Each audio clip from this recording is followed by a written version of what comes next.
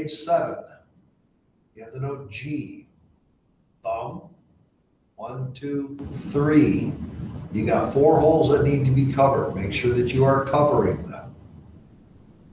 And when you play, don't blow too hard. The G should sound like this.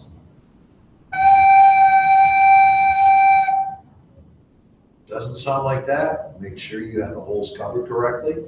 Make sure you're not blowing too hard. Count the rhythm for number 5. 2, ready, go. 1, 2, 3, 4, 1, 3. 1, 2, 3, 4, 1, 3.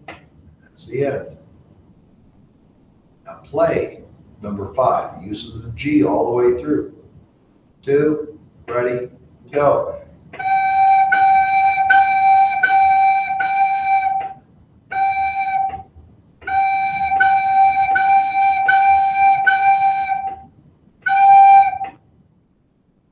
That's the end. Rewind it and play it over several times.